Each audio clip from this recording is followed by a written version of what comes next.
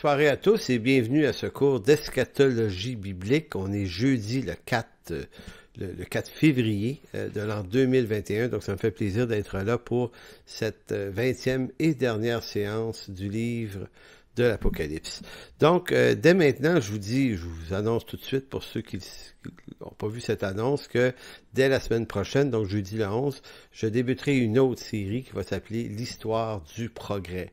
Ça va être une série dans laquelle on va faire un peu de l'histoire dans une perspective chrétienne de la montée de l'athéisme, donc toutes ces idées qui ont accompagné le progressisme menant d'une société qui était généralement croyante il y a 4 ou 5 siècles et qui est devenue complètement athée aujourd'hui. Donc, qu'est-ce qui s'est passé? Qu'est-ce qui s'est décidé? Quelles sont les philosophies, les systèmes de valeurs et de pensée qui se sont établis en Occident notamment et qui ont fait que notre société est devenue ce qu'elle est devenue, c'est-à-dire un monde potentiellement très absurde.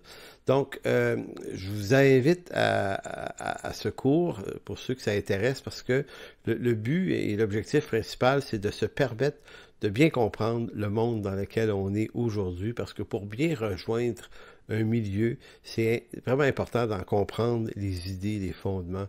Donc, c'est ce qu'on va faire à partir de jeudi, le 11, la semaine prochaine. Mais revenons maintenant à la séance 20 de ce cours d'eschatologie biblique en ce jeudi 4 février 2021. Au menu ce soir, on va faire un retour sur Apocalypse 13, les versets 11 à 17. Donc, je vais faire encore une quinzaine de minutes, peut-être un peu moins, mais sur l'espèce de profil qu'on voit. J'ai dit ça un peu la semaine passée, mais je veux le redire un peu plus clairement cette semaine, que lorsqu'on lit Apocalypse 13, si on s'attarde comme il faut, on a l'impression d'avoir un effet miroir entre l'œuvre de Jésus-Christ, les actes de cette œuvre et les actes que Jean fait porter à une trinité démoniaque. Donc, il y a la trinité de Dieu, la trinité démoniaque, et c'est comme si Jean s'amusait à une forme d'imitation. Il nous montrait le malin en train de vouloir refaire les gestes à la façon du Messie, mais lui, ça l'amène dans l'échec. Mais c'est intéressant c'est vraiment intéressant de comprendre Apocalypse 13 dans cette perspective-là, parce que ça dénoue énormément de mystères. Donc ça, c'est le premier point ce soir. Il y en a 3 autres. Les 3 autres, c'est la fameuse bataille d'Armageddon. On va voir de quoi il s'agit en Apocalypse 16. On va voir également tout ce qui concerne l'enlèvement de l'Église aussi, l'avènement de Christ, le retour de Christ, et la nouvelle Jérusalem finale dans le royaume de Dieu. Donc, comme vous pouvez voir, c'est quand même beaucoup d'éléments au menu. Je vais tenter de faire ça à l'intérieur des 60 minutes prévues, en espérant que j'y arrive. C'est pas certain. Peut-être dépasser un petit peu, je m'en excuse d'avance, mais bon, je préfère pas trop compresser l'information, m'assurer de prendre le temps qu'il faut pour la donner sans nécessairement extensionner ça inutilement. Donc voilà, commençons. À la dernière séance, on a vu qu'Apocalypse 13 ressemble à une mise en scène qui décrit et copie l'œuvre de Christ dans une version démoniaque.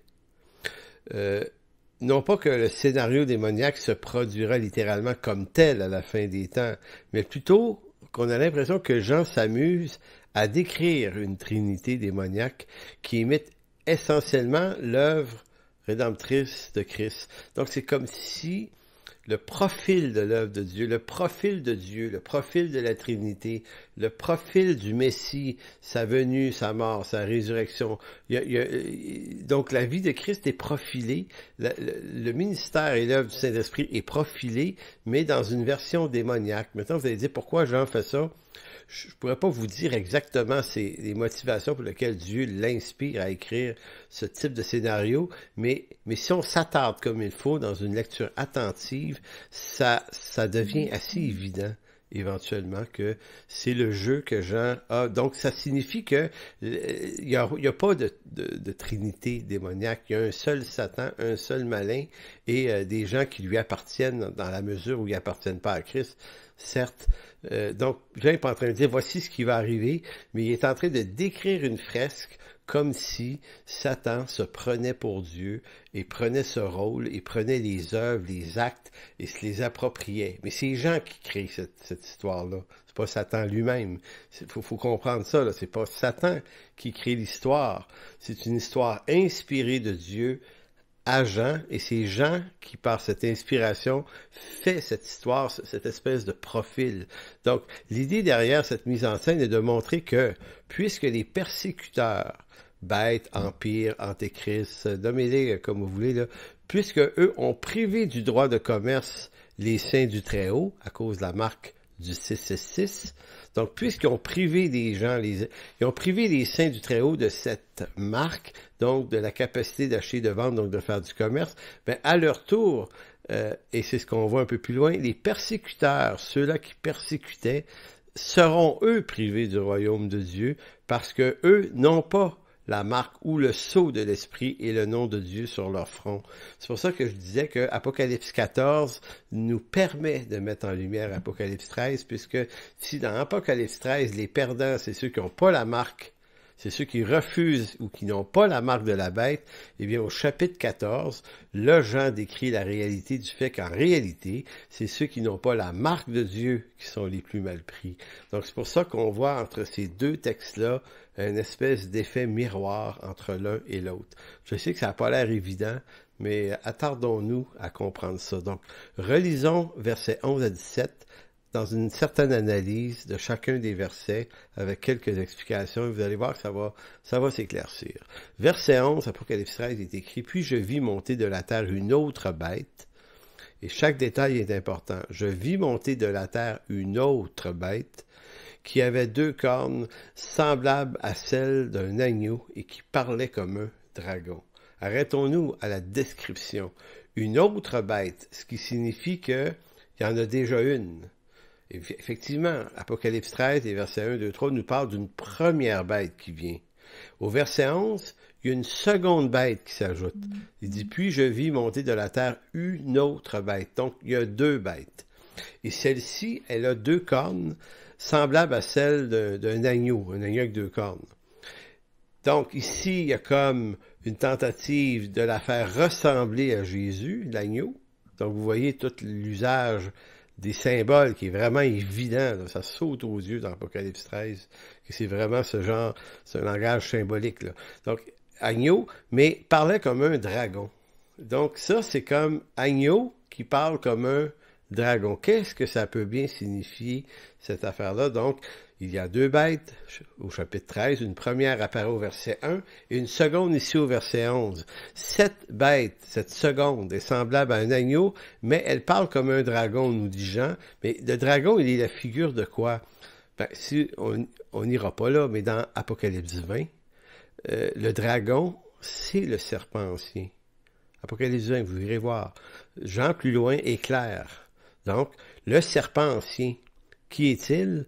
Ben, c'est une figure de Satan, le diable de Genèse 3, le serpent qui séduisit Ève et qui parlait. Donc, vous voyez, c'est un petit peu l'image de Genèse 3 qui est repris ici, parce qu'il dit, cet agneau parlait comme un dragon. Donc, il parlait à la manière du serpent en Éden. Donc, ici, on voit tout de suite l'œuvre du diable qui est montré à travers le rappel de Genèse 3. Premier élément. Deuxième élément, verset 12 après. Elle faisait, qui ça, elle? Ben, cette seconde bête. Elle faisait que la terre et ses habitants adoraient la première bête dont la blessure mortelle avait été guérie. Là, ici, là, il y a beaucoup d'éléments qui apparaissent. Cette seconde bête nous apparaît comme une image inverse du Saint-Esprit, car elle attire l'adoration vers la première bête. Cette première bête, dit-il, dont la blessure mortelle avait été guérie. Donc, un peu comme le Saint-Esprit nous fait adorer Jésus-Christ, celui qui a été guéri de sa blessure mortelle. Donc, vous voyez ici, le profil est assez étonnant. Lorsque Jésus est venu et qui a annoncé son départ, il a dit, je vous laisse pas seul, le Saint-Esprit va venir. Mais que fait le Saint-Esprit lorsqu'il vient? Il devient le moyen par lequel on adore le Père et le Fils. Jésus avait déjà décrit cette séquence en Jean chapitre 4 avec la femme samaritaine. Il disait, l'heure vient où les vrais adorateurs adoreront en esprit et en vérité. Donc c'est par l'esprit de Dieu qu'on adore le Messie. Ici, cette seconde bête provoque l'adoration d'une première bête qui avait été blessée et guérie. Voyez-vous le profil Saint-Esprit qui fait adorer Jésus mort ressuscité, mortel guéri, et cette seconde bête qui également provoque l'adoration pour cette première bête dont la blessure avait été guérie. Profil très, très, très semblable. Continuons. Verset 13. Elle opérait. Qui ça, elle? La deuxième bête encore. Elle opérait de grands prodiges. Maintenant, qui fait les prodiges dans l'Église, sinon le Saint-Esprit? Même jusqu'à faire descendre du feu du ciel sur la terre à la vue des hommes.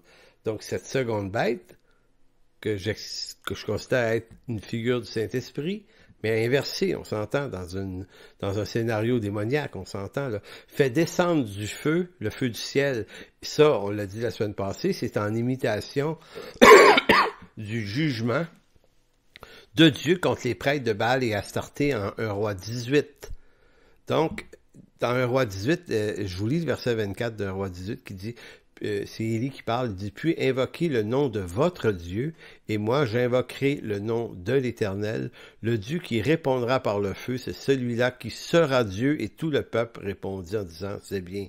Donc, Jean utilise ce matériel d'un Roi 18, 24, le feu du ciel qui va descendre un peu après, mais ici, il prête cette puissance à la bête. Donc encore là, il fait en sorte que la bête ait le profil, la propriété de la puissance, de l'autorité divine sur le jugement. Elle l'a pas. Elle l'a pas. C'est Jean qui fait ce profil. C'est pour ça que j'ai l'impression que Jean s'amuse à décrire une trinité démoniaque et à lui prêter les pouvoirs comme si elle avait les pouvoirs que Dieu a. Mais en fait, c'est de l'ironie. Parce que Dieu, en fait, Satan, est un singe imitateur de Dieu. Verset 14, continuons l'analyse. Et elle séduisait, qui ça, elle, la deuxième bête encore, les habitants de la terre par des prodiges, et qu'il lui était donné d'opérer en présence de la bête, donc de l'autre bête, disant aux habitants de la terre de faire une image à la bête qui avait été blessée et qui vivait. Donc encore une séquence. Ici encore, on aperçoit la seconde bête, figure de l'Esprit de Dieu, qui opère des miracles à la manière de l'Esprit de Dieu, des prodiges, et qui suscite l'adoration de la première bête, en faisant une image pour attirer l'adoration vers l'image. Cette scène est une imitation. En réalité, là, que cette bête veuille faire adorer les habitants de la terre de la première bête est une scène copiée d'Apocalypse 5.13. Pourquoi Apocalypse 5.13? C'est que dans Apocalypse 5.13, il est écrit « Et toutes les créatures qui sont dans le ciel et sur la terre, sous la terre et sur la mer, et tout ce qui s'y trouve, je les entendis qui disaient « À celui qui est assis sur le trône et à l'agneau, soit la louange, l'honneur, la gloire et la force au siècle des siècles. » Donc, comprenez bien, dans Apocalypse 5.13, Jean avait déjà dit que le seul qui est digne d'adoration, c'est l'agneau sur le trône. Souvenez-vous de ça? Et là, dans Apocalypse 13, il prend cette idée-là, puis il en fait un profil pour la seconde bête qui fait adorer l'agneau, encore une bête semblable à un agneau. Donc, vous voyez le profil que Jean s'amuse à donner à une fausse trinité, et à une trinité qui imite la trinité de Dieu et qui reproduit tout ce que la vraie trinité fait. Il fait produire ça à la fausse trinité. Mais c'est une image symbolique. C'est pas forcément ce qui va arriver de façon littérale selon un plan séquentiel. Verset 15 maintenant. Il lui fut donné, qui ça, il? Ben, la seconde bête, encore, c'est toujours de elle dont il s'agit. Il lui fut donné d'animer l'image de la bête, afin que l'image de la bête parlât et qu'elle fit que tous ceux qui n'adoraient pas l'image de la bête fussent tués. si vous comprenez bien le texte qui est écrit ici, c'est que tous ceux qui refusent d'adorer cette bête, celle qui a été guérie et qui est ressuscitée, en quelque sorte, guérie de sa blessure mortelle, bon, tous ceux qui vont refuser de l'adorer vont être tués, condamnés. Maintenant, la réalité à l'envers de ce qui est décrit ici, c'est l'image de la bête qui fut tuée et guérie et qui parle est une scène inversée du Christ ressuscité. Ce texte reproduit la scène inverse du jugement final éternel qui attend les maudits. Et ça, c'est décrit au chapitre 20. Je suis en train de vous dire que la réalité de ce qui va vraiment se passer, c'est plutôt que ceux qui n'auront pas la marque et le sceau du Saint-Esprit, hein, et le nom de Dieu sur eux, c'est eux qui vont être tués. C'est ceux qui n'auront pas la marque de Dieu qui vont être tués. Mais Jean ici, encore là, prête ce profil à la fausse Trinité. Si vous allez dans Apocalypse 20 quelques instants, vous ne tournez pas, écoutez-moi le lire, puis ça va être suffisant. La réalité, c'est celle du jugement des morts. Au grand jugement du trône blanc est écrit au verset 14, « Et la mort et le séjour des morts furent jetés dans l'étang de feu. C'est la seconde mort, l'étang de feu. Quiconque ne fut pas trouvé écrit dans le livre de vie fut jeté dans l'étang de feu. » Vous voyez ici, là, la réalité, c'est ceux qui appartiennent pas à Dieu qui vont être tués. C'est ça la réalité, parce que ceux qui appartiennent à Dieu ne seront pas tués. Mais quand ils prêtent le geste, la posture à Satan, et si on veut, à cette fausse trinité, là, il lui donne l'ironie de ce pouvoir comme si, parce qu'on n'aurait pas cette marque à elle, cette bête, on pourrait être tué. Mais voyez-vous, c'est comme de l'ironie que j'en fais. Ça ressort de plus en plus évident. Les deux derniers versets, les versets 16 et 17, « Et elle fit, laquelle encore, c'est la seconde bête encore, elle fit que tout, petits et grands, riches et pauvres, esclaves, reçussent une marque sur leur main droite ou sur leur front que personne ne put ni acheter ni vendre, sans avoir la marque, le nom de la bête et le nombre de son nom. » Voyez-vous, ici encore, c'est encore le même profilage d'image. Ce qu'on retrouve au verset 16-17, on le retrouve à l'envers dans le chapitre suivant. Donc ici, c'est la marque de la bête qui empêche de pouvoir faire du commerce, acheter et vendre si on n'a pas cette marque. Et au chapitre 14, vous allez voir, c'est écrit clairement, c'est plutôt ceux qui n'ont pas la marque de Dieu qui ne peuvent rien faire, qui vont être limités à une condamnation, à un tourment éternel. Donc, cette seconde bête, en imitation du Saint-Esprit, donne la marque à ceux qui lui appartiennent. En décrivant les troubles des fidèles du Dieu vivant qui n'ont pas reçu la marque de la bête, Jean, en fait, décrit la scène inverse de la vraie réalité qui attend ceux qui n'auront pas reçu plutôt la marque de Dieu sur leur front. Donc, Apocalypse 14, le chapitre suivant, nous fait ce descriptif. J'ai lu ça la semaine passée, mais c'est tellement important que je le relis encore. 9, 10, 11, Apocalypse 14. Et un troisième ange les suivit en disant d'une voix forte, « Si quelqu'un adore la bête et son image et reçoit une marque sur son front ou sur sa main, celui-là, il boira lui aussi du vin de la fureur de Dieu, versé sans mélange dans la coupe de sa colère, et il sera tourmenté dans le feu et le soufre, devant les saints anges et devant l'agneau. Et la fumée de leur tourment monte au siècle des siècles. Ils n'ont pas de repos ni de nuit, ceux qui adorent la bête et son image, et quiconque reçoit la marque de son nom. » Donc, je ne sais pas si vous voyez qu'au chapitre 13, Jean dit que ceux qui ont la marque de la bête sont sauvés, et ceux qui n'ont pas la marque de la bête sont tués par lui. Et au chapitre 14, Jean dit, c'est comme s'il disait, OK, arrêtons l'ironie, là. La vérité, c'est l'inverse. C'est ceux qui auront la marque de la bête et qui n'auront pas la marque de Dieu qui vont périr. Maintenant, la marque de la bête, on a bien expliqué que ce n'est pas une puce sous-cutanée, c'est toute l'image de l'appartenance. Ceux qui ont la marque de Dieu, ce sont les élus avant la fondation du monde. Et on a vu les passages nombreux du Nouveau Testament qui parlent que la marque, c'est le sceau de l'Esprit Saint en nous, qui garantit notre part à l'héritage éternel. Donc, on voit très clairement ces versets 11 à 17 d'Apocalypse 13. Et lorsqu'on lit ensuite le chapitre 14, on voit que ça dit exactement l'inverse. En fait, le même profil, mais la vérité vraie est inversée. Ceux qui sont tués ne sont plus ceux qui refusent la marque de la bête, mais c'est plutôt ceux qui l'avaient acceptée. Donc, dans le chapitre 14, c'est pour ça que je dis le chapitre 14, c'est vraiment la clé pour comprendre le chapitre 13, car il décrit la vraie réalité d'un jugement éternel de Dieu contre ceux qui n'appartiennent pas au Seigneur. Donc, voilà pour cette première partie du cours qui était le retour sur Apocalypse 13. Je sais que quand je lance ça comme ça en une vingtaine de minutes, c'est beaucoup d'affaires compressées à comprendre. Moi, ce que je vous invite à faire, si vous voulez, plus tard aujourd'hui ou demain, relisez Apocalypse 13 et 14, puis essayez de voir, de bien saisir, de voir les profils. C'est pas identique et semblable, c'est juste que ce sont des profils semblables. Donc, Jean connaît très bien l'œuvre de Jésus-Christ, son Seigneur à lui, l'œuvre du Saint-Esprit, la Trinité, donc tout qui est l'œuvre véritable de Dieu. Et on voit au chapitre 13 qu'il fait, c'est comme s'il prêtait ce rôle à une fausse trinité satanique, et c'est là qu'on voit tout le jeu d'imitation. C'est quand même intéressant de le constater, puis ça éclaire beaucoup les raisons de ce texte. Maintenant, on va aller dans Apocalypse 16, versets 12 à 16.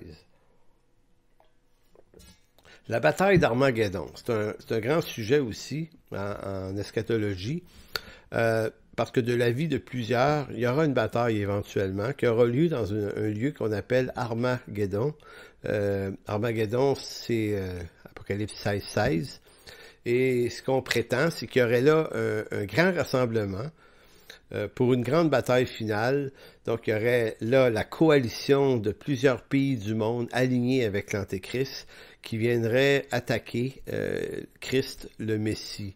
Il s'agit, ça serait comme un événement qui suivrait le millénium. Donc, dans le profil pré-mille, vous avez une construction de temple, vous avez une alliance de paix. Ensuite, elle est brisée par l'Antéchrist. Puis avant ça, il y a un enlèvement de l'Église, période de tribulation qui se termine par un jugement de Dieu, venu de Christ avec les élus. Le grand millénium qui dure 1000 ans, et à la fin des 1000 ans, Satan relâché, qui se refait une coalition et qui attaque le Messie à Jérusalem, en fait en Israël, dans la vallée d'Armageddon. Donc c'est un peu, vite fait, une façon d'expliquer ce qu'un certain prémillénarisme classique comprend de ces textes-là. Donc, s'agit-il en fait d'une autre fresque qui montre à nouveau le scénario des ennemis de Dieu qui lui font la guerre et qui périssent dans un retentissement final? Et donc, s'agit-il, Armageddon, d'un événement futuriste et littéral? Je tiens à préciser ceci.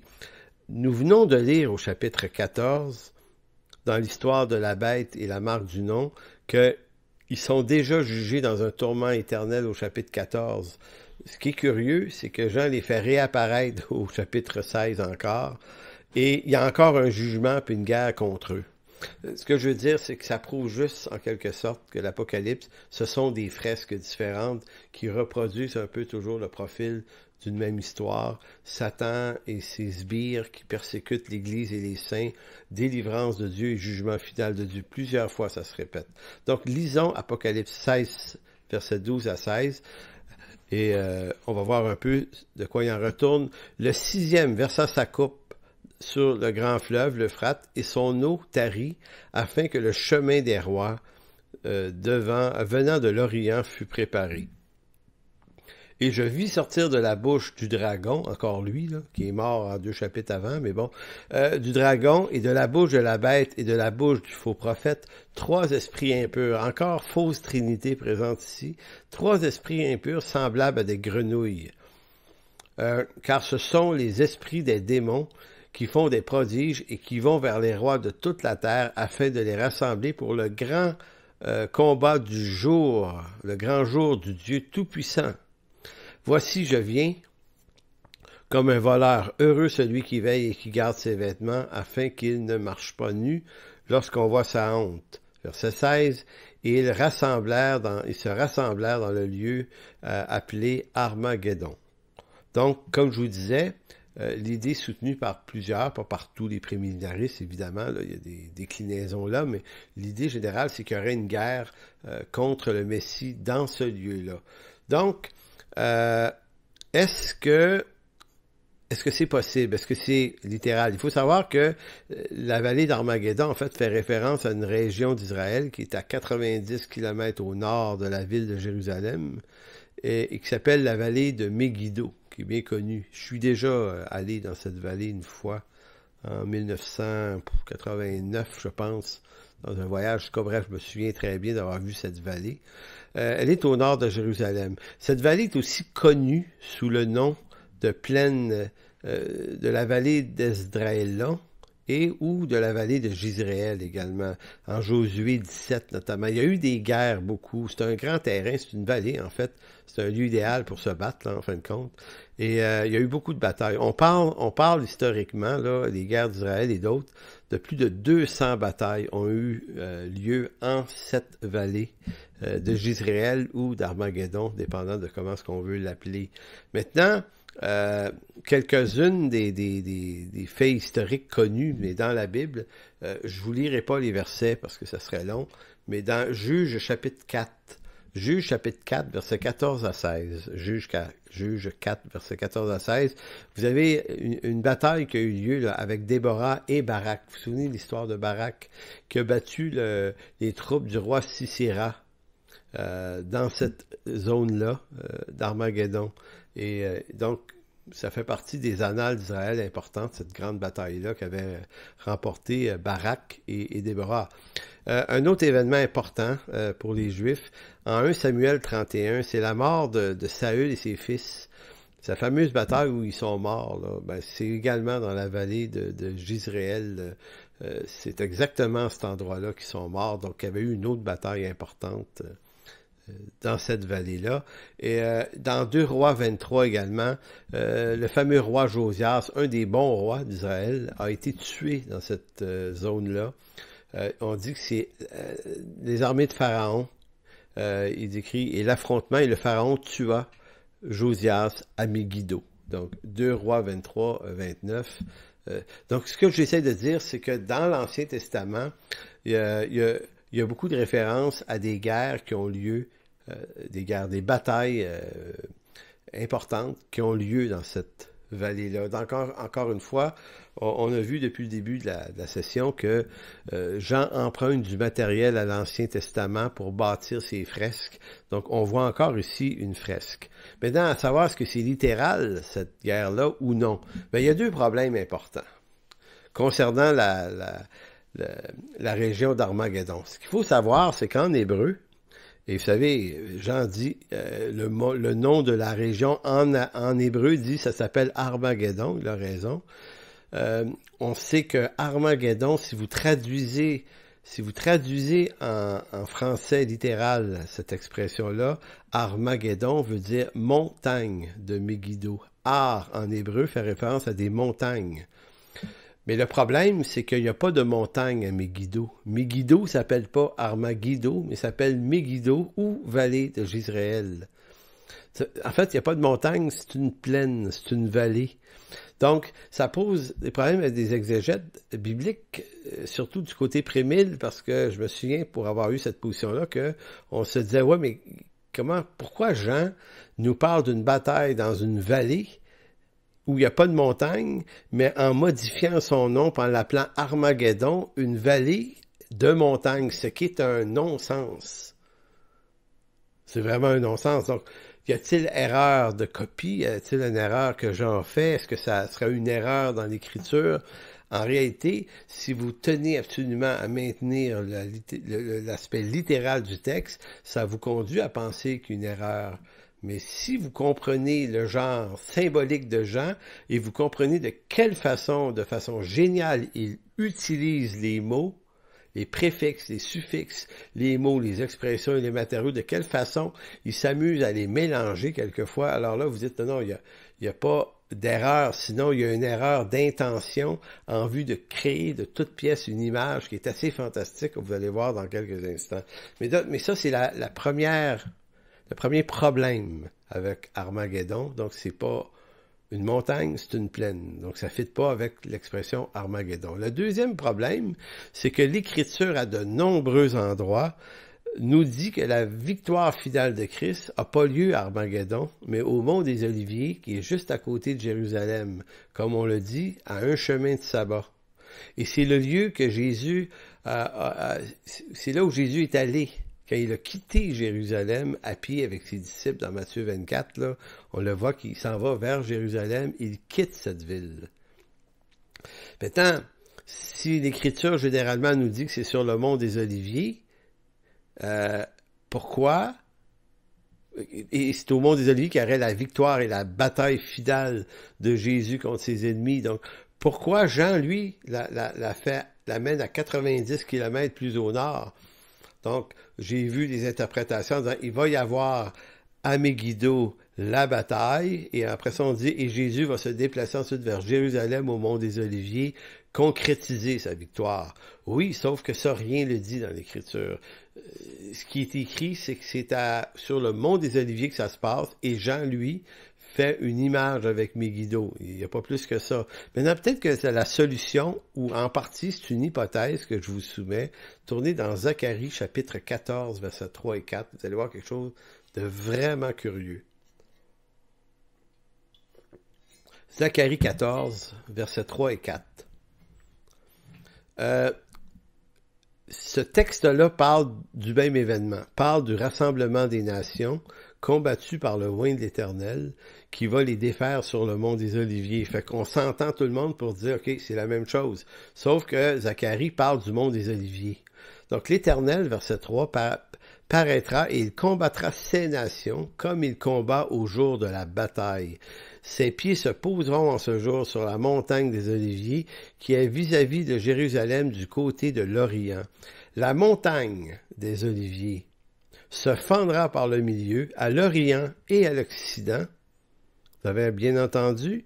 C'est un symbole, hein? La montagne des Oliviers se fendra par le milieu, à l'Orient et à l'Occident, et il se formera une très grande vallée. Une moitié de la montagne reculera vers le septentrion et l'autre moitié vers le midi. Vous trouvez pas ça curieux?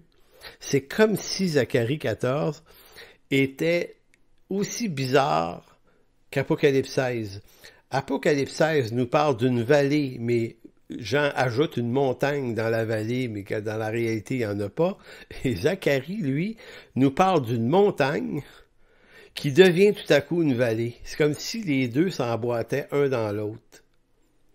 Donc, Apocalypse 16 parle d'une vallée sans montagne, qu'il nomme Megiddo, montagne de Megiddo, et Zacharie 14 nous parle d'une montagne dans la vallée, une montagne olivier, sans vallée, dans laquelle le Messie creuse une vallée. Ce qui est intéressant là-dedans, c'est qu'on voit très bien Jean qui reprend le discours des prophètes de l'Ancien Testament, très riche en images, en symboles. Donc, on pourrait presque voir dans le texte Apocalypse 16 et de Zacharie 4 une espèce de contraction vallée-montagne. Voyez-vous, c'est les deux là, qui s'imbriquent l'un dans l'autre. Est-ce que ça va arriver de façon littérale? Certainement pas, Megiddo. Que ça se passe au mont des Oliviers, le retour final de Christ, c'est tout à fait plausible. Là. Mais est-ce que la montagne a besoin d'être cassée en deux puis qu'il y ait une bataille? Ben, on va voir à travers le discours de Paul.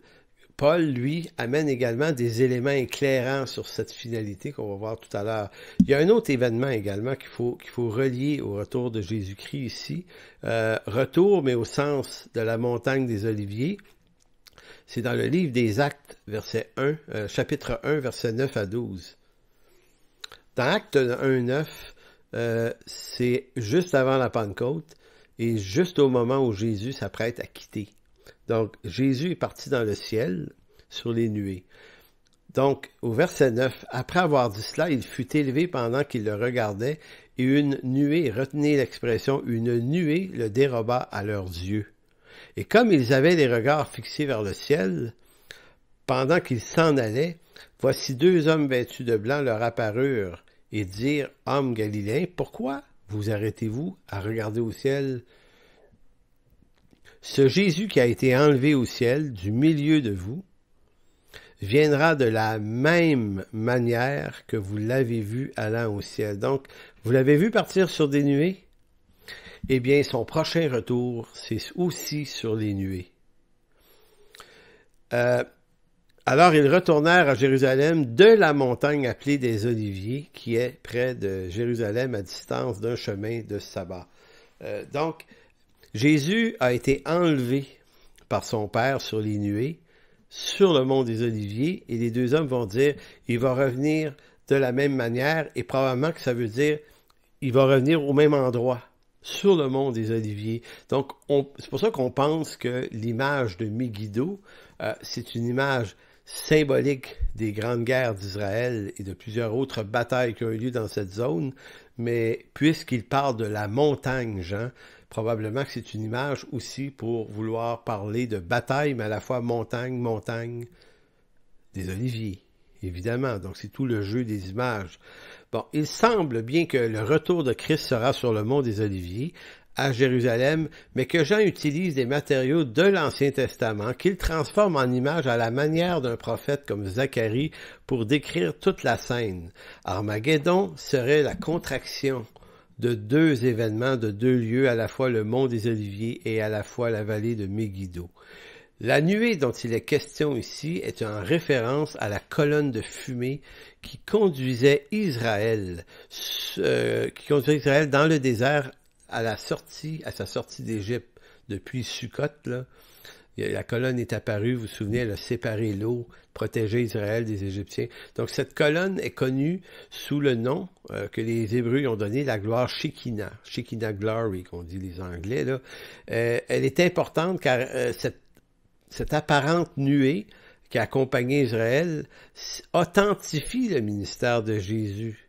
Ce que je veux dire par là, c'est que pour les apôtres qui connaissent très bien l'histoire de la nuée, si la nuée était présente sur le camp d'Israël, c'était parce que Dieu était présent dans le tabernacle qu'avait construit Moïse. Donc cette nuée-là était hautement significative. Donc quand les apôtres ont vu la nuée qui est venue chercher Jésus devant leurs yeux dans Acte 1, c'est une façon de leur dire, faut vous tromper pas, les gars, c'est vraiment Dieu qui était avec vous. Jésus est authentifié comme fils de Dieu et Dieu lui-même par la présence de cette nuée. Le mot Shekinah, en fait, se trouve pas tout à fait dans la Bible, hein, il vient d'une tradition juive, mais qui décrit la présence de Dieu. Ce mot veut dire demeurer avec.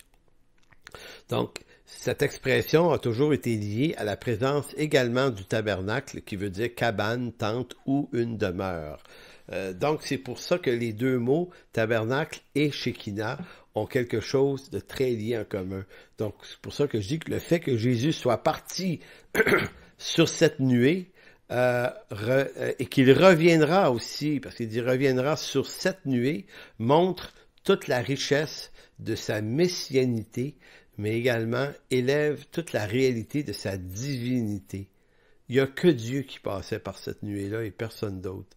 Donc, ça montre également que si la nuée qui descendait du ciel du temps d'Israël descendait sur le tabernacle, donc le temple, maintenant que cette nuée descend sur le Christ lui-même, ça démontre également que Christ est le nouveau temple. Et lorsqu'il va revenir sur les nuées, il est ce nouveau temple, l'incarnation vivante du vrai temple. Donc ça, c'est extrêmement intéressant également comme information. On va y retoucher un petit peu plus loin. Parlons maintenant de l'avènement de Jésus-Christ, ou si vous aimez mieux, il y a trois façons de nommer cette chose-là. L'avènement de Jésus-Christ, l'enlèvement de l'Église, le retour de Jésus-Christ. Trois expressions que certains séparent comme étant des événements distincts, alors que d'autres croient que c'est plutôt un seul et même événement, mais qui utilise différentes expressions pour le décrire, et ce qui arrive énormément souvent dans le langage néo-testamentaire. Écoutez, Jésus-Christ a beaucoup de noms, Satan a beaucoup de noms, et beaucoup d'événements portent différents noms différents, et celui-là, retour de Christ, l'enlèvement, la parousie, l'avènement, c'est tous, tant qu'à moi, des des noms qui portent la marque d'un événement, mais qui est synonyme. Donc, chez les amillénaristes, on considère qu'il y a un seul retour. Donc, les amiles ou les prétéristes modérés là, vont dire qu'il y a un seul retour de Jésus-Christ et c'est le retour final.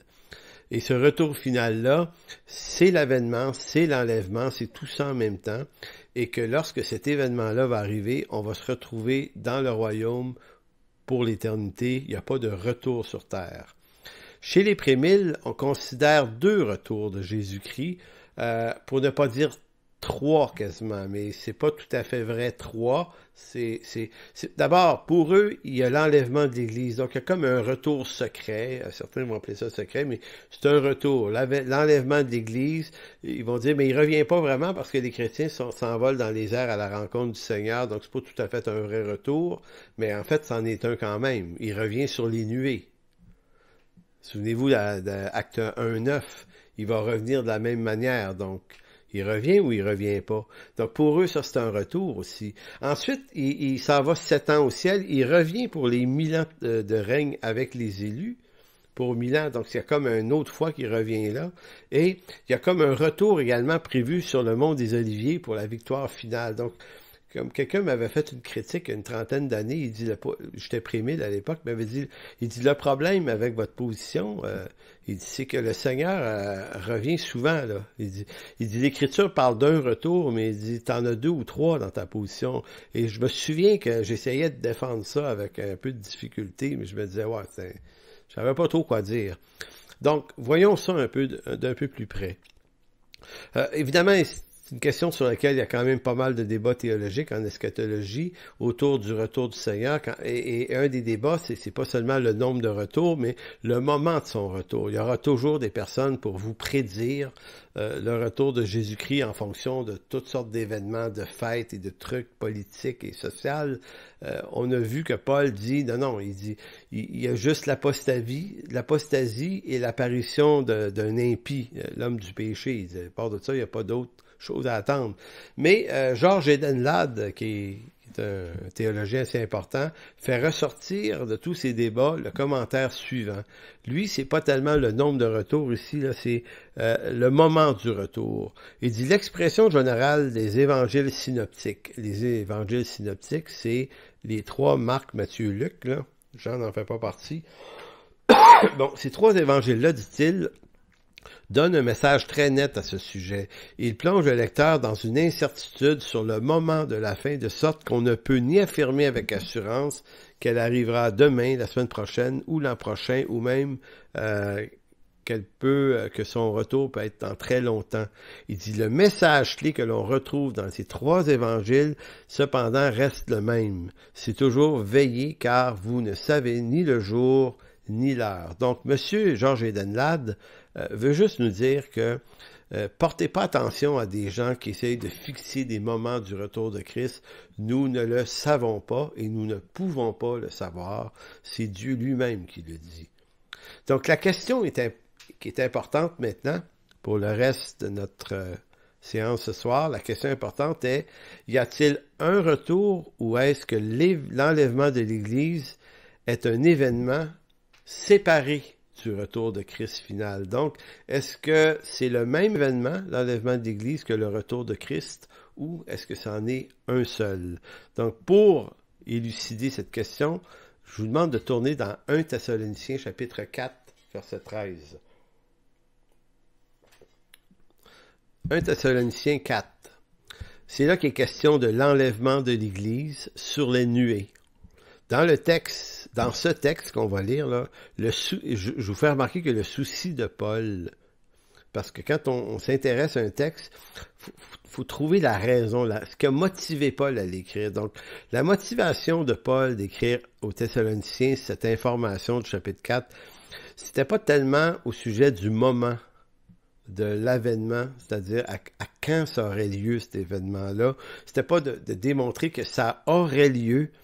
La question qui était posée à Paul, c'était plutôt de répondre à savoir si les chrétiens décédés seraient aussi enlevés à ce moment-là. Donc, vous voyez, c'est comme vous êtes un chrétien, vous allez à l'église de Thessalonique, vous avez eu de l'enseignement de Paul sur la parousie. J'utilise parousie. Parousie, c'est le mot grec pour avènement, qui veut dire le retour, là. Ça veut dire ça, parousie. Donc, ils sont informés sur la parousie, les gens de Thessalonique. Sauf que, peut-être qu'il y a une question auquel Paul n'avait pas répondu, c'est à savoir, oui, mais ceux qui sont morts dans notre église, là, qui on a enterré, là, qui sont retournés à la poussière, qu'est-ce qui arrive? Parce que Paul avait l'air, il semblait comprendre qu'ils étaient enlevés et transformés en la même image. Leur corps était transformé en corps glorifié, ça, ils pouvaient le concevoir, mais qu'est-ce qui arrive à ceux qui sont dans la poussière? Ils n'ont plus de corps. C'était vraiment une fameuse bonne question. Donc, Paul répond à cette question-là, donc il faut garder à l'esprit l'intention de Paul. Donc, au verset 13, il leur dit, 1 Thessaloniciens 4, « Nous ne voulons pas, frères, que vous soyez dans l'ignorance au sujet de ceux qui dorment. » Les morts aussi, là, afin que vous ne vous affligez pas comme les autres qui n'ont point d'espérance. Car si nous croyons que Jésus est mort et qu'il est ressuscité, croyons aussi que Dieu ramènera par Jésus avec lui ceux qui sont morts. Donc, le plaidoyer de Paul est simple. Si Christ est mort et ressuscité, ben ceux qui parmi vous sont déjà morts vont simplement ressusciter. Il va arriver à ces frères-là ce qui est arrivé à Christ puisqu'ils sont en lui. C'est son raisonnement. Voici en effet ce que nous vous déclarons d'après la parole du Seigneur. Nous les vivants, restés pour l'avènement du Seigneur, nous ne devancerons pas ceux qui sont morts. Donc, je reprends ici, nous les vivants. Certains ont dit, Paul croyait peut-être que l'avènement aurait lieu de son vivant, parce qu'il avait l'air à dire, nous qui serons restés vivants, mais c'est pas dans ce sens-là qu'il a dit. Nous, là, au sens générique du terme, nous, les croyants, qui feraient partie de la génération de ceux qui seraient toujours vivants au moment où Christ revient, là. Donc, ça pourrait être vous et moi, ça pourrait être une génération ou deux plus tard que nous, peut être 20 générations plus tard que nous. Donc, il dit, nous les vivants, restés pour la parousie du Seigneur, nous ne devancerons pas ceux qui sont morts, car le Seigneur lui-même a un signal donné, à la voix d'un archange et au son de la trompette de Dieu. Donc, Paul ici mentionne toutes les façons de le dire, hein? Signal donné, voix d'un archange, trompette de Dieu, choisissez lequel vous voulez. Il dit, lui descendra du ciel et les morts ressusciteront premièrement. Les morts ressusciteront premièrement. Ensuite, nous, les vivants, qui serons restés, nous serons tous ensemble enlevés avec eux. Donc, eux, ressuscités, et nous, ensemble avec eux, sur quoi? Sur les nuées. Je reviens à Acte 1. Souvenez-vous, les deux hommes ont posé la question aux apôtres. Plutôt la question, c'est plutôt que regardez-vous? Et il regarde au ciel, puis il dit, le Jésus que vous venez de voir partir sur les nuées va revenir de la même manière. Donc, Paul parle du retour ici. Il dit, ils vont revenir sur les nuées. Donc, c'est pour ça qu'on pense que l'enlèvement de l'Église ici, c'est le retour de Jésus-Christ. C'est ça qui fit le mieux avec Acte 1. Donc, il dit, nous serons enlevés ensemble avec eux sur les nuées à la rencontre du Seigneur dans les airs et ainsi nous serons toujours avec le Seigneur. Consolez-vous les uns les autres par cette parole. Donc, ce texte mentionne qu'il s'agit bien de la parousie, parce que Paul utilise le mot avènement, et il parle des nuées. Donc, il y a suffisamment d'informations dans 1 Thessaloniciens 4 pour parler du retour de Jésus-Christ, même si Paul ici appelle ça l'enlèvement. Maintenant, ça revient à dire la même chose. La parousie, c'est nous qui disparaissons de la terre, qui se retrouvons instantanément en un clin d'œil dans la présence de Dieu. D'ailleurs, c'est ce que Paul, il va le redire dans 1 Corinthiens 15, 52. Il dit, en un instant, en un clin d'œil, au son de la dernière trompette, c'est lorsque cette trompette retentira, les morts ressusciteront pour être désormais incorruptibles, tandis que nous serons, nous, changés. Donc, Paul, dans 1 Corinthiens 15, 52, redit la même chose qu'en 1 Thessaloniciens. Maintenant, si vous allez dans la deuxième lettre de Paul aux Thessaloniciens, on a lu le texte l'autre fois, là, mais on va le relire, dans 2 Thessaloniciens 1 à 8, dans 2 Thessaloniciens 2, versets 1 à 8, Paul ajoute quelques informations concernant la parousie, car il semble que certaines fausses informations avaient encore semé le trouble chez les Thessaloniciens. Donc, il va leur dire au verset 1 du chapitre 2 de sa deuxième lettre, pour ce qui concerne la parousie de notre Seigneur Jésus-Christ et notre réunion avec lui, le mot réunion, épisynagogué, d'où vient le mot synagogue, notre rassemblement avec lui. Donc là, Paul revient sur le chapitre 4 de sa première lettre. En d'autres mots, dans le chapitre 4 de sa première lettre, il répondait à des questionnements, mais il semble que d'autres questionnements sont venus et que certaines questions avaient troublé. Certains ont tenté de troubler les Thessaloniciens. Donc c'est pour ça que Paul dit, OK, je reviens là-dessus. Il dit, en ce qui concerne l'avènement de notre Seigneur Jésus-Christ et notre réunion, notre rassemblement avec lui, nous vous prions, frères, de ne pas vous laisser facilement ébranler dans votre bon sens et de ne pas vous laisser troubler par quelques inspirations, soit par quelques paroles ou quelques lettres qu'on dirait venir de nous, comme si le jour du Seigneur était déjà là. Il dit que personne ne vous séduise d'aucune manière, car il faut que l'apostasie soit arrivée auparavant et qu'on ait vu paraître l'homme du péché, le fils de la perdition, l'adversaire qui s'élève au-dessus de tout ce qu'on appelle Dieu et de tout ce qu'on adore jusqu'à s'asseoir dans le temple de Dieu, se proclamant lui-même être Dieu. Vous vous souvenez que, je ne réexpliquerai pas tout ça, mais Paul n'est pas en train de dire qu'un nouveau temple et qu'un autre Antioche d'Épiphane va encore se rasseoir dans un temple. Il est en train de nous dire un adversaire comme semblable à ce genre d'individu. Donc, verset 5, il dit, « Ne vous souvenez-vous pas que je vous disais que ces choses, lorsque j'étais chez vous, et maintenant vous savez ce qui le retient, afin qu'il ne paraisse qu'en son temps. Car le mystère de l'iniquité déjà, il faut seulement que celui qui le retienne ait encore disparu, et alors l'impie que le Seigneur Jésus détruira, alors paraîtra l'impie que le Seigneur Jésus détruira par le souffle de sa bouche et l'anéantira par l'éclat de son avènement, de sa parousie. » Donc, si vous prenez ce texte-là, vous l'additionnez avec 1 Thessaloniciens 4, que vous regardez à la lumière de Acte 1, Jésus sur les nuées, et que vous le regardez en fonction du retour de Christ sur le mont des Oliviers, vous comprenez, et 1 Corinthiens 15, 52, vous comprenez que beaucoup de textes, de différents auteurs même, qui parlent exactement du même événement, et c'est toujours la même idée, il va revenir. Et dans le texte ici, Paul, il n'y a pas de bataille très très longue. Il y a effectivement un impie qui apparaît, mais il paraît au moment où le Seigneur le permet. Et lorsqu'il apparaît, le Seigneur le détruit par le de sa bouche. C'est pas une grosse guerre sanglante ben compliquée, là. C'est l'éclat de sa parousie qui le détruit.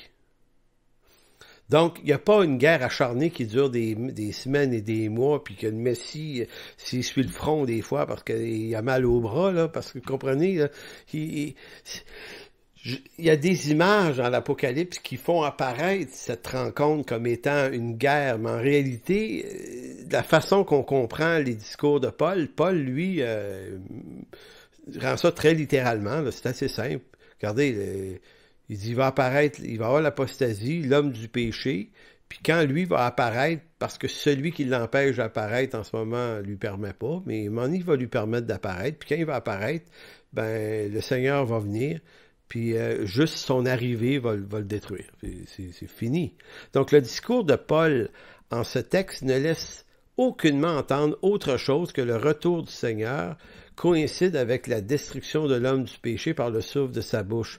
Et nulle part dans les textes de Paul, que ce soit 1 Corinthiens 15, 1 Thessaloniciens 4 ou 2 Thessaloniciens 2, nulle part dans ces textes, Paul ne fait mention de 7 années de tribulation, suivi d'un règne de 1000 ans, d'un enlèvement. Comprenez-vous? Il parle d'enlèvement, mais de partir, revenir pour 1000 ans, repartir, guerre.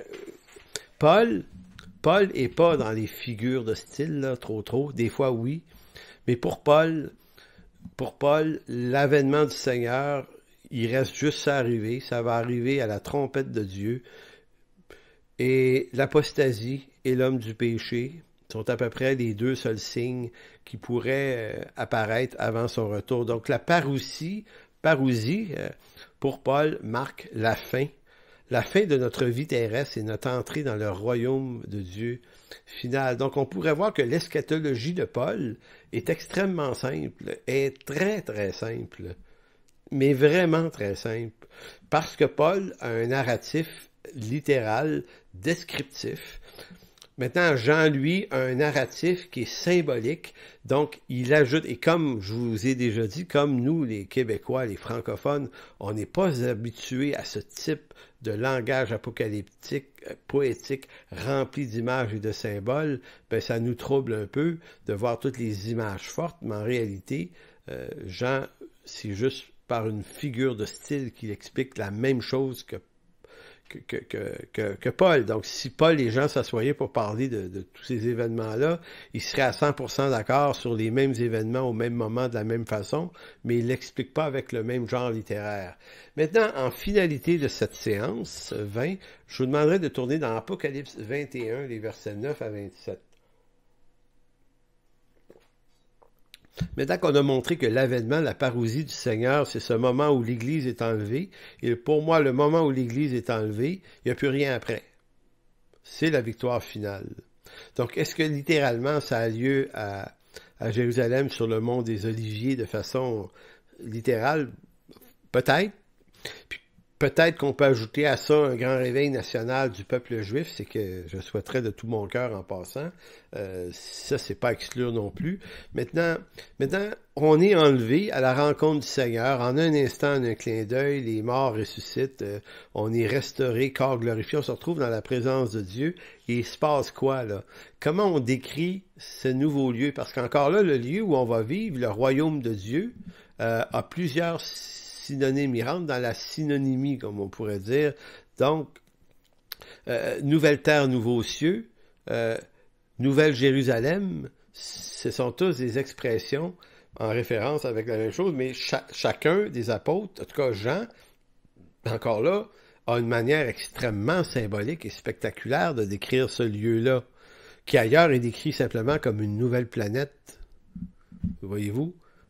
Bon, comment vous dire, il faut savoir être capable d'accepter les différentes figures de style et comprendre que c'est peut-être dur à décrire où est-ce qu'on s'en va, mais on sait au moins une chose, c'est un endroit extrêmement béni. On n'aura plus de nature pécheresse, gloire à Dieu. Donc, verset 9, Apocalypse 21, lisons ce dernier texte qu'on va commenter un peu et qui va nous en dire quand même assez long sur les images utilisées par Jean ici. Puis, je vis, au verset 9, 7 anges qui tenaient les 7 coupes remplies des 7 derniers fléaux, 20. Et il m'adressa la parole en disant, viens, je te montrerai l'épouse, la femme de l'agneau.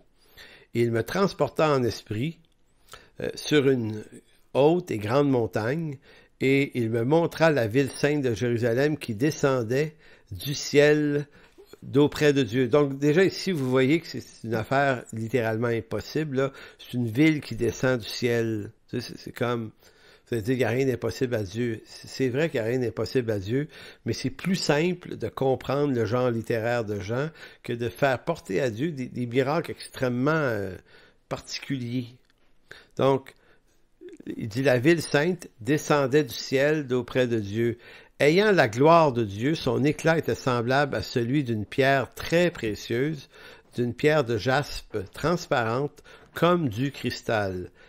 Elle avait une grande et haute muraille, elle avait 12 portes, et les 12 anges, et les noms écrits ceux des 12 tribus des fils d'Israël.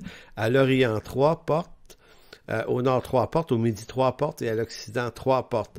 La muraille de la ville avait 12 fondements, et sur eux, les noms des 12 apôtres de l'agneau. Je fais juste un petit stop ici pour vous dire à quel point on voit toutes les images, les valeurs symboliques des chiffres, le chiffre 12 qui revient à outrance dans la quantité des descriptions. 12 apôtres, 12 tribus d'Israël, tout est là. Donc ici on voit une figure de l'Israël et de l'Église qui deviennent un seul peuple de Dieu. Et je ne dis jamais que l'Église remplace Israël. Je dis tout le temps que l'Église est la continuité des promesses faites à Israël. Mais ici on voit que tout ça se retrouve uni. Celui qui me parlait, verset 15, avait pour mesure un roseau d'or afin de mesurer la ville, ses portes et sa muraille. La ville avait la forme d'un carré. Il faut absolument retenir ça, l'Apocalypse 21, 16. La ville de Jérusalem a une forme cubique. C'est ce que ça veut dire. Elle est un carré, et sa longueur était égale à sa largeur. Il mesura la ville avec le roseau, il trouva 12 000 stades. La longueur, la largeur et la hauteur étaient égales. C'est un cube, un énorme cube. Il mesura la muraille et trouva 144 coudées, mesure d'homme qui était celle de l'ange. Encore, vous retrouvez les 144 000 du chapitre 7 ici, 144 000 coudées. Donc, vous voyez encore la valeur symbolique des chiffres où tout ça revient, le 12 fois 12. Et ça fait 144.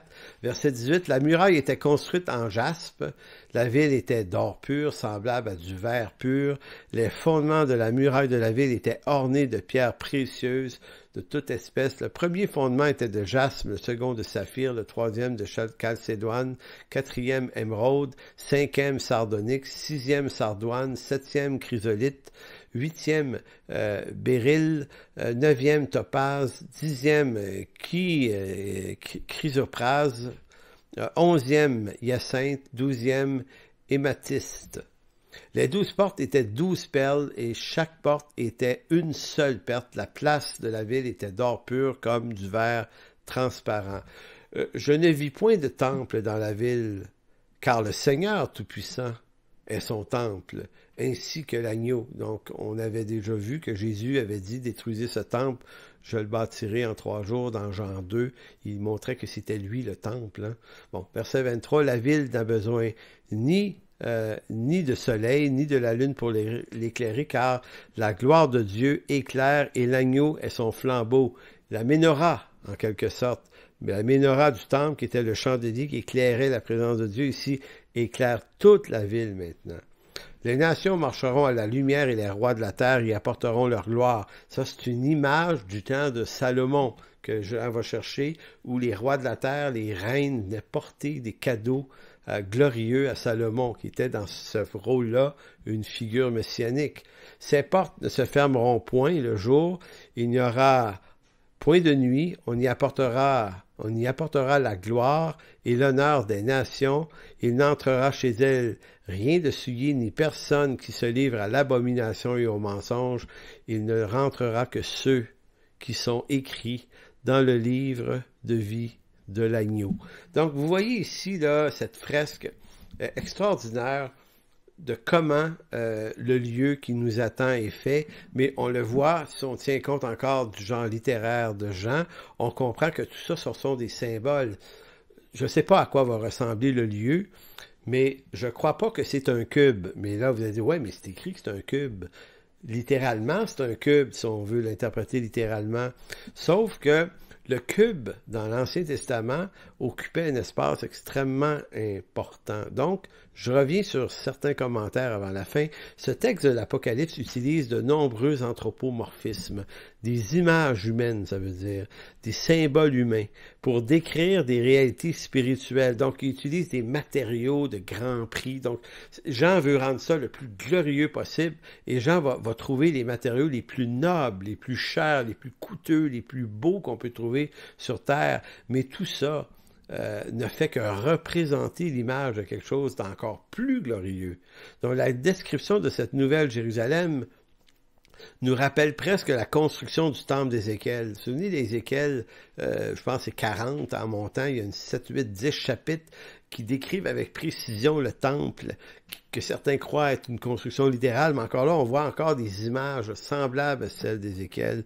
Et la forme cubique, elle est l'image de quoi? Eh bien, elle est l'image du temple, le lieu très saint en Israël. Il était cubique. Il mesurait 10 coudées par 10 coudées par 10 coudées. Donc, l'endroit où se passaient les sacrifices, pas le sacrifice, mais le sang était amené dans la présence de Dieu, c'était un cube parfait. Et là, Jean décrit la cité de Jérusalem dans Apocalypse 21:16 comme un lieu cubique. Maintenant, qu'est-ce qu'il veut dire par le cube? Ben, ça signifie que si dans l'Ancien Testament, le cube représentait l'unique lieu où était manifestée la présence de Dieu.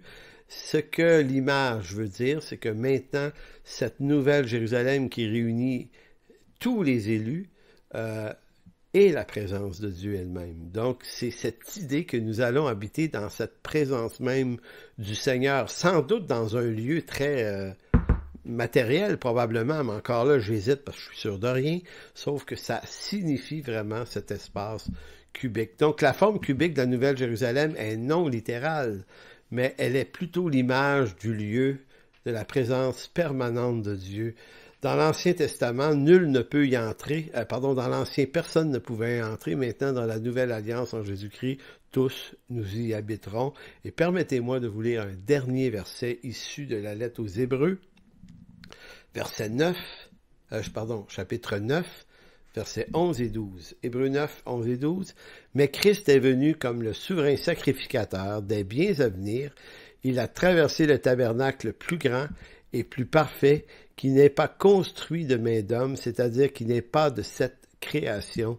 Il y est entré une fois pour toutes dans le lieu très saint, non avec le sang des boucs et des veaux, mais avec son propre sang, ayant obtenu une rédemption éternelle. » Ce que l'auteur de la lettre aux Hébreux décrit est exactement l'action qui nous permet d'entrer un jour dans la présence de Dieu pour y passer une éternité entière.